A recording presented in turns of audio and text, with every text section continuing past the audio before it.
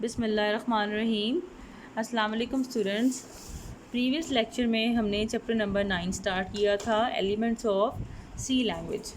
तो उसी चैप्टर को हम कंटिन्यू करेंगे। इस लेक्चर में भी हम मज़ीद कुछ एलिमेंट्स के बारे में बात करेंगे कि वेरिएबल क्या होता है, वेरिएबल डिक्लेरेशन किसे कहते हैं, एंड वेरिएबल इनिशियलाइजेशन क्या होती है, इसके बारे में हम बात करेंगे।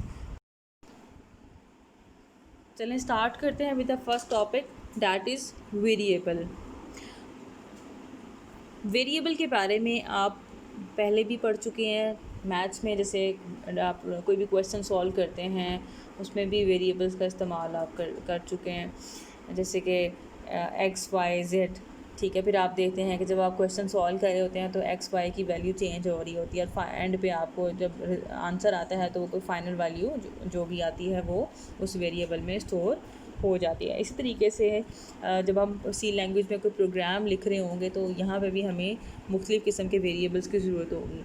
ठीक है, तो वेरिएबल हम सी लैंग्वेज में किस तरीके से यूज़ करेंगे, वेरिएबल की डेफिनेशन देख लेते हैं। Variable is the name that is given to the storage area that our programs can manipulate। ठीक है, यानी कि समझ लें कि कंप्यूटर के स्टोरेज एरिया या कंप्यूटर की मेमोरी के किसी स्पेसिफिकली किसी ख़ास हिस्से को यूज़ करने के लिए उसे हम कोई नाम असाइन कर देते हैं। ठीक है, दैट इज़ वेरिएबल।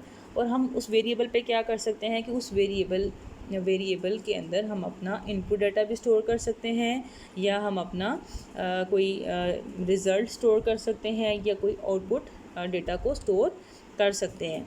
ठीक है, और इसके अलावा we can also perform some operations on the variables. हम उन वेरिएबल्स के ऊपर डिफरेंट ऑपरेशंस भी परफॉर्म कर सकते हैं, लाइक एडिशन, मल्टीप्लिकेशन, डिवीजन। ठीक है, ये सारे ऑपरेशंस हम परफॉर्म कर सकते हैं।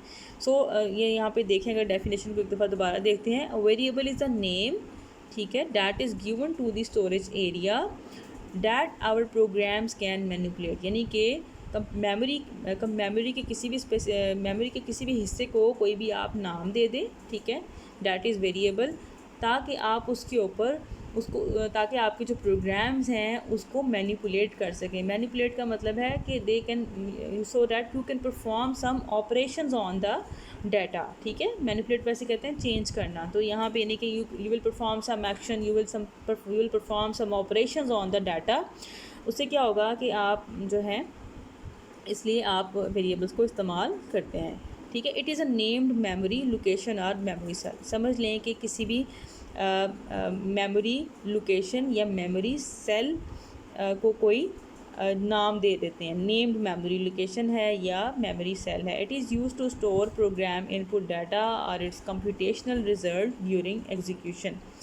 और प्रोग्राम की एग्जीक्यूशन के दौरान हम इनपुट डाटा क्या होता है, जो कोई भी डाटा जो यूज़र एंटर करता है, डैट इज़ इनपुट डाटा। और इसी तरीके से कंप्यूटेशनल रिज़ल्ट हमें आउटपुट की फॉर्म में रिसीव होंगे। तो ये स्टोर करने के लिए हमें वेरिएबल्स की ज़रूरत होगी। ठीक है, we will use the variables. और आपको पता है कि जो वेरिएबल्स हैं उनकी जो वैल्यू है वो चेंज होती रहती है। ठीक है, इस तरीके से प्रोग्राम की एग्जीक्यूशन के दौरान the value of the variable में change during the program execution, but the name can not be change. Variable की वैल्यू तो चेंज हो सकती है, लेकिन उसका जो नाम है वो चेंज नहीं होगा। जो आप नाम शुरू में उसको यूज़ करेंगे वही आप प्रोग्राम की एग्जीक्यूशन के दौरान भी इस्तेमाल कर सकते हैं, उसको आप चेंज नहीं कर सकते। लेकिन जो वेरिएबल की वैल्यू है वो चेंज होती रहेगी। फिर इसके बाद एक और बात है, इसमें एक और पॉइंट है कि variables are created in RAM. Variables जो हैं वो रैम में क्रिएट होते हैं। RAM stand for random access memory. और रैम के बारे में आप पहले ही पढ़ चुके हैं कि RAM is a temporary memory. Temporary का मतलब ये है कि जितना भी डेटा रैम के अंदर स्टोर होता है वो टेम्परेरी होता है, आर्जी तौर पे स्टोर होता है। ठीक है, और जो ही पावर टर्न ऑफ होती है तो रैम के अंदर जितना भी कंटेंट्स होते हैं, ये जितना भी डेटा स्टोर होता है वो सारा लॉस्ट हो जाता है। तो आप वेरिएबल्स भी चूँकि रैम के अंदर ही स्टोर होते हैं, तो रैम, इसका मतलब है कि जब प्रोग्राम की एग्जीक्यूशन स्टॉप हो जाएगी तो क्या होगा कि जितने भी जितना भी डेटा या कंटेंट्स स्टोर होंगे वेरिएबल्स के अंदर वो सारे ही ऑटोमेटिकली रिमूव हो जाएंगे। ठीक है, यानी कि जब जब प्रोग्राम एंड हो जाएगा, ख़त्म हो जाएगी उसकी एग्जीक्यूशन का प्रोसेस, तो रैम के अंदर जो वेरिएबल्स हैं वो ऑटोमेटिकली डिस्ट्रॉय हो जाएंगे। ठीक है, यानी कि उनके अंदर जितना भी डेटा स्टोर होगा वो सारा ऑटोमेटिकली रिमूव हो जाएगा, ख़त्म हो जाएगा। फिर इसकी एग्जांपल देख लेते हैं। यहाँ पे अगर आप देखें तो यहाँ पे एक वेरिएबल मैंने यूज़ किया है, डैट इज़ उसका नाम है मार्क्स। ठीक है, और ये that is the name of the variable. ठीक है, ये नाम रखा है उसका। फिर उसका जो एड्रेस है वेरिएबल का, ये देखें, ये कंप्यूटर मेमोरी को मैंने शो किया है। ये जो बड़ा वाला बॉक्स है that is indicating the computer memory, और इस मेमोरी का जो एक सेल है that is indicating the address of the variable. ठीक है, ये उसके एड्रेस को शो कर रहा है कि ये इस मेमोरी सेल को, ये कंप्यूटर की पूरी मेमोरी थी और उसमें एक जो हिस्सा था, एक सेल था, उसको हमने क्या नाम असाइन कर दिया है, मार्क्स। ठीक है, और ये इसके एड्रेस को शो कर रहा है। ये छोटा वाला बॉक्स उसके एड्रेस को शो कर रहा है, और उसके अंदर कंटेंट्स क्या सेव हैं। कंटेंट्स मींस कि उसके अंदर डेटा क्या स्टोर है इस वेरिएबल में, या उसके अंदर कौन सी वैल्यू स्टोर है। तो यहाँ पे ये देखें 10। ठीक है, ये वैल्यू स्टोर है इस वेरिएबल के अंदर। ठीक है, तो आई होप आपको वेरिएबल का कॉन्सेप्ट क्लियर हो गया होगा। नेक्स्ट टॉपिक की तरफ मूव करते हैं, that is variable declaration. Definition देखते हैं इसकी। It is a process of specifying the variable name and it's type is called variable declaration. Variable declaration क्या होती है? It is the process of specifying the variable name and it's type. किसी भी variable का नाम रखना और उसकी टाइप को डिफ़ाइन करना, यानी कि बताना कि उस वेरिएबल के अंदर उसकी डेटा टाइप क्या होगी। इसका मतलब ये है कि उस वेरिएबल के अंदर हम किस किस्म का डेटा स्टोर कर सकते हैं। ठीक है, इस चीज़ को हम कहेंगे वेरिएबल डिक्लेरेशन। दो चीज़ें हम इसमें करेंगे कि वेरिएबल का नाम रखना और उसकी टाइप डिफ़ाइन करना। टाइप का मतलब ये है कि अब आपको पता है कि डेटा मुख्तलिफ़ किस्म का हो सकता है, लाइक होल नंबर्स की फॉर्म में होता है, फिर इसके अलावा पॉइंट्स, डेसिमल पॉइंट्स में होता है डेटा, फिर इसके अलावा करेक्टर फॉर्म में होता है। ठीक है, तो ये डेटा की डिफरेंट टाइप्स हैं। अब डिफरेंट टाइप्स, अब यहाँ पे टाइप डिफ़ाइन करने का पर्पज़ ये होता है कि ताकि जो है कंपाइलर को पता चल जाए कि इस वेरिएबल के अंदर इस किस्म का डाटा ही हम स्टोर कर सकते हैं। तो यहाँ पे ये आई होप आपको ये इसकी डेफिनेशन क्लियर होगी वेरिएबल डिक्लेरेशन की। उसके बाद एक पॉइंट है, C is a strongly typed language. That is a very important point. इसका मतलब ये है कि हमने अपने प्रोग्राम के अंदर जितने भी वेरिएबल्स यूज़ करने हैं उनको डिक्लेयर करना ज़रूरी है। यानी कि before using any variable you must have to declare that variable. यानी कि कोई भी आपने वेरिएबल इस्तेमाल करना है अपने प्रोग्राम के अंदर तो उसको पहले डिक्लेयर करना ज़रूरी है। ठीक है, डिक्लेयर किए बगैर हम उस वेरिएबल को अपने प्रोग्राम में इस्तेमाल नहीं कर सकते। A variable can be declared anywhere in the program before its use. हम वेरिएबल को प्रोग्राम में किसी भी जगह पे इस्तेमाल डिक्लेयर कर सकते हैं। जहाँ पे हमें ज़रूरत होगी हम उसको यूज़ कर सकते हैं, लेकिन यूज़ करने से पहले क्या करना पड़ेगा, उसे डिक्लेयर करना पड़ेगा। ठीक है, तो कहीं पे भी हम डिक्लेयर कर सकते हैं अपनी ज़रूरत के मुताबिक।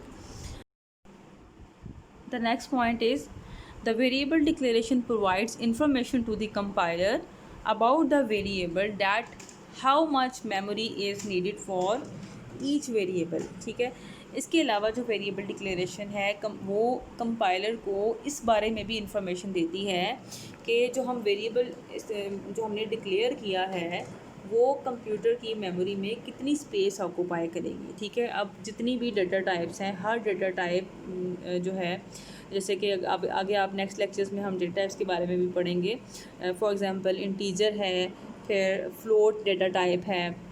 ठीक है, इंटीजर जो है वो न्यूमेरिक नंबर्स को स्टोर करने के लिए यूज़ की जाती है। इसी तरीके से फ्लोट डाटा टाइप है वो डेसिमल पॉइंट में जो नंबर्स होते हैं पॉइंट्स की फॉर्म में, जैसे कि 10.5 या 9.6, ठीक है, पॉइंट्स में जो नंबर्स होते हैं उनको स्टोर करने के लिए यूज़ की जाती है। ठीक है, तो हर जो डाटा टाइप है वो मेमोरी के अंदर एक ख़ास स्पेस ऑक्यूपाई करती है। ठीक है, तो हम जो भी डाटा टाइप हम स्पेसिफाई कर देंगे तो उससे कंपाइलर को पता चल जाएगा कि मेमोरी में कितनी स्पेस जो है ये वेरिएबल ऑक्यूपाई करेगा। ठीक है, फॉर एग्ज़ाम्पल अगर हम इंटीजर टाइप का वेरिएबल डिक्लेयर करते हैं, ठीक है, तो वो मेमोरी में इट विल रिक्वायर 2 बाइट्स। ठीक है, 2 बाइट्स वो स्पेस उसके लिए रिज़र्व हो जाएगी मेमोरी में। इसी तरीके से अगर हम कोई करैक्टर वेरिएबल डिक्लेयर करते हैं तो it will require 1 byte in memory, तो वो मेमोरी में 1 बाइट की स्पेस ऑक्यूपाई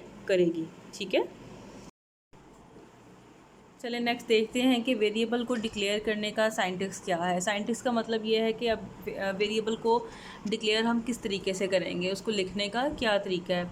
तो इसका साइंटिक्स बहुत सिंपल सा है। First you have to write the data type. सबसे पहले आपने डाटा टाइप लिखनी है। ठीक है, उसके बाद वेरिएबल नेम आ जाएगा जो, और एंड पे सेमीकोलन। ठीक है, डाटा टाइप, फिर स्पेस, फिर यहाँ पे आप लिखेंगे वेरिएबल नेम, और फिर यहाँ पे एंड लास्ट में सेमीकोलन। तो इस तरीके से हम किसी भी वेरिएबल को हम अपने प्रोग्राम के अंदर डिक्लेयर कर सकते हैं। ठीक है, तो यहाँ पे डाटा टाइप हम जो भी डाटा टाइप स्पेसिफाई करेंगे, ठीक है, तो वो ये इंडिकेट करेगा कि हम अपने वेरिएबल में सिर्फ इसी टाइप का डाटा स्टोर कर सकते हैं, इसके अलावा किसी और टाइप का डाटा स्टोर नहीं कर सकते। फॉर एग्जांपल अगर आपने कोई न्यूमेरिक फॉर्म में डाटा स्टोर करना चाह रहे हैं तो उसके लिए हम डाटा टाइप चूज़ करते हैं इंटीजर। ठीक है, अगर फॉर एग्जांपल हम डेसिमल पॉइंट में डेटा को स्टोर करना चाह रहे हैं तो उसके लिए जो डेटा टाइप यूज़ की जाती है डैट इज़ फ्लोट। ये हम नेक्स्ट लेक्चर्स में इसके बारे में पढ़ेंगे डिटेल से डेटा टाइप्स के बारे में। ठीक है, तो यहाँ पे आपने डेटा टाइप को स्पेसिफाई कर देना है। उसके बाद वेरिएबल नेम, यहाँ पे जो भी नाम आप यूज़ करेंगे वेरिएबल के लिए वो यहाँ पे आ जाएगा। ठीक है, तो ये रेफ़र करेगा मेमोरी लोकेशन को। फिर लास्ट में सेमीकोलन का इस्तेमाल करना ज़रूरी है। ठीक है, तो ये इसका साइंटिक्स था। अब देख लेते हैं इसकी एग्जांपल, वेरिएबल डिक्लेयर कैसे करेंगे। अब देखें फॉर एग्ज़ाम्पल, अब यहाँ पे फर्स्ट एग्ज़ाम्पल को देखें। मैंने एक वेरिएबल डिक्लेयर किया है जिसका नाम मैंने रखा है मार्क्स। ठीक है, और उसकी डेटा टाइप मैंने स्पेसिफाई की है इंटीजर। इंटीजर का मतलब यह है कि इसमें सिर्फ न्यूमेरिक फॉर्म में ही इस वेरिएबल में डेटा स्टोर हो सकता है, और एंड पे हमने उसी फॉर्मेट को फॉलो किया है जो साइंटिक्स हमने अभी पीछे पढ़ा है वेरिएबल डिक्लेयर करने का। उसी तरीके से पहले डेटा टाइप आ गई है, अब देखें फर्स्ट में डेटा टाइप आ गई है, उसके बाद फिर नेक्स्ट ये वेरिएबल का नाम आ गया है, और यहाँ पे फिर ये थर्ड पे सेमीकोलन आ गया। ये एक वेरिएबल डिक्लेयर की। इस तरीके से ये बहुत सारे वेरिएबल डिक्लेयर किए हैं। अब देखें सेकंड, देखें सेकंड इज़, यहाँ पे वेरिएबल डिक्लेयर किया है, वेरिएबल का नाम है एवरेज, और उसकी डेटा टाइप है फ्लोट। फ्लोट का मतलब ये है कि इसमें डेसिमल पॉइंट में डेटा स्टोर होगा। ठीक है, फिर उसके बाद नेक्स्ट मैंने एक और वेरिएबल डिक्लेयर किया है जिसका नाम है ग्रेड, और इसकी डेटा टाइप है करैक्टर। इट मीन्स कि इसमें सिर्फ करैक्टर फॉर्म में डेटा स्टोर हो सकता है। ठीक है, कोई सिंगल करैक्टर डेटा स्टोर कर सकते हैं, कोई भी, जैसे कि ए, बी, प्लस का साइन, माइनस का साइन। ठीक है, लाइक जो भी आप इसमें कोई सिंगल करैक्टर को स्टोर करना चाहेंगे तो उसके लिए हम ये डेटा टाइप यूज़ करेंगे। फिर इसके अलावा एक और वेरिएबल डिक्लेयर किया नीचे मैंने इंटीजर टाइप का, उसका नाम है एज। फिर यहाँ पे लास्ट लाइन में मैंने 3 वेरिएबल्स डिक्लेयर किए हैं एक ही लाइन में।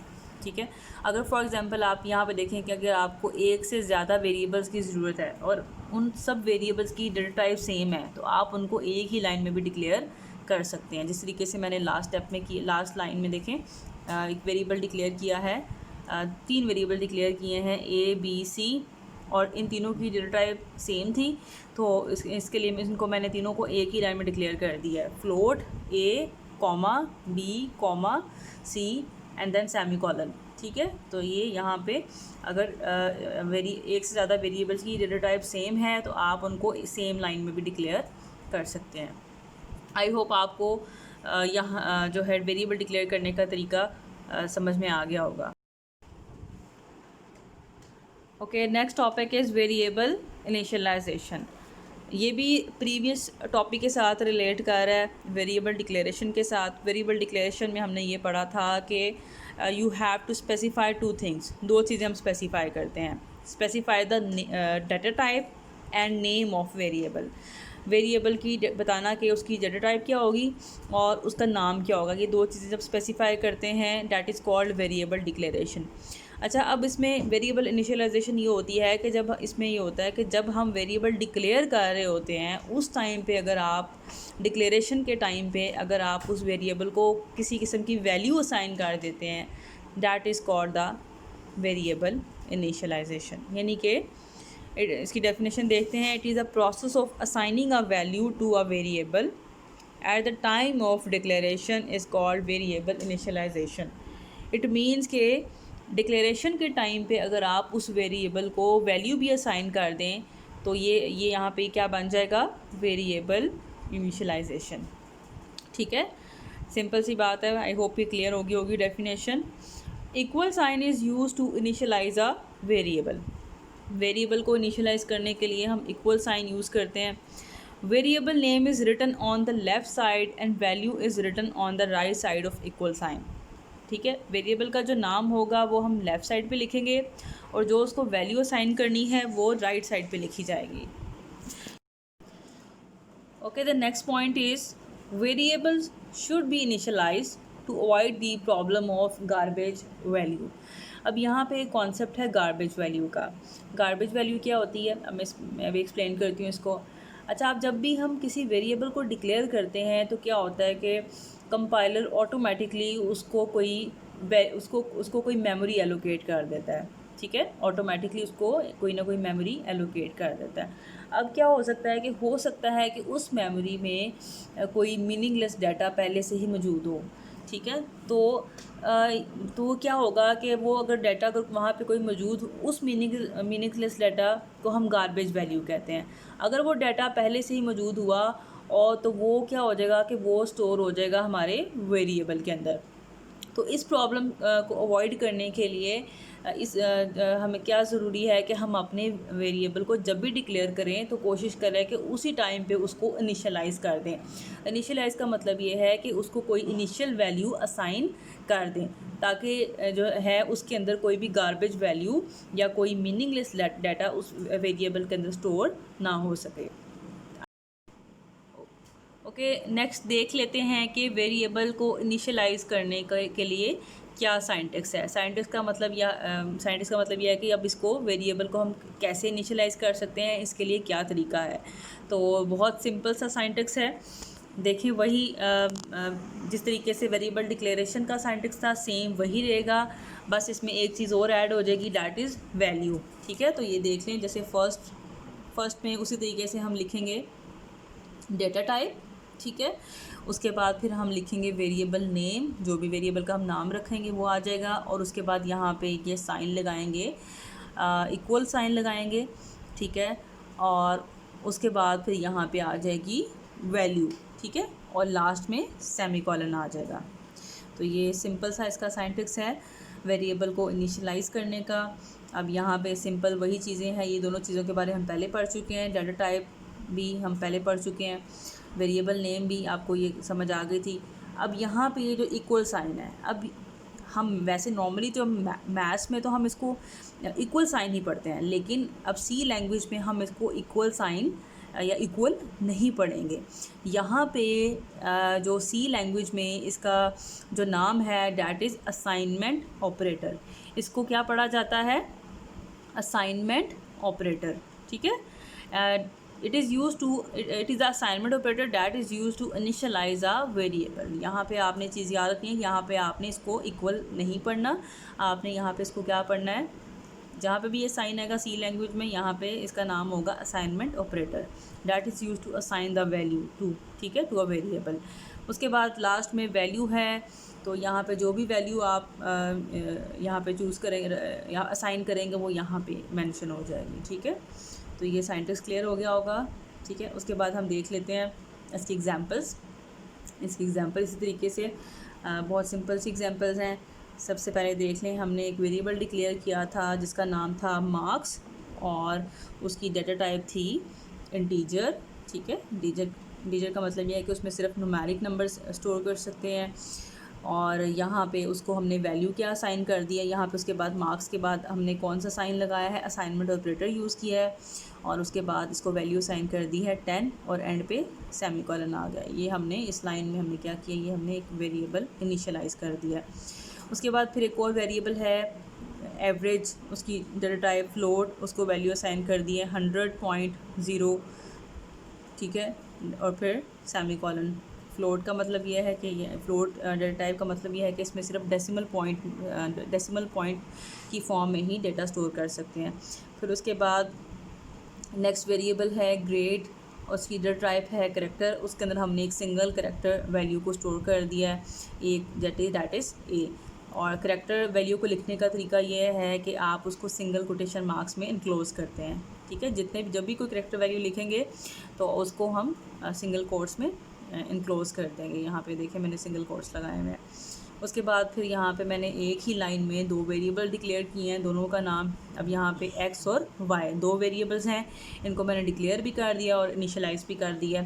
इन दोनों की डेटा टाइप सेम थी। आप इनको 2 लाइंस में भी कर सकते हैं इस काम को, और एक ही लाइन में भी आप इसको कर सकते हैं। तो मैंने इसको इस एक सिंगल लाइन में भी एक दफ़ा मैंने लिख दिया है टीचर, फिर x assignment operator 10, y assignment operator 20 and then semicolon. तो यहाँ पे इसलिए मैंने इनको एक ही लाइन में किया क्योंकि इन दोनों की डेटा टाइप सेम थी। ठीक है, तो हमारा आज का लेक्चर यहीं पे ख़त्म होता है। तो आज के लेक्चर में हम लोगों ने वेरिएबल के बारे में पढ़ा, वेरिएबल डिक्लेरेशन के बारे में पढ़ा और फिर वेरिएबल इनिशियलाइजेशन के बारे में पढ़ा। तो आई होप आपको आज के लेक्चर की समझ आ गई होगी। लेकिन अगर फिर भी इन केस किसी किस्म की एम्बिग्विटी है या किसी चीज़ की समझ नहीं आई तो आप कमेंट्स में पूछ सकते हैं, या व्हाट्सएप पे जो ग्रुप है उस पर आप पोस्ट कर सकते हैं अपने क्वेश्चंस को। अल्लाह हाफ़िज़।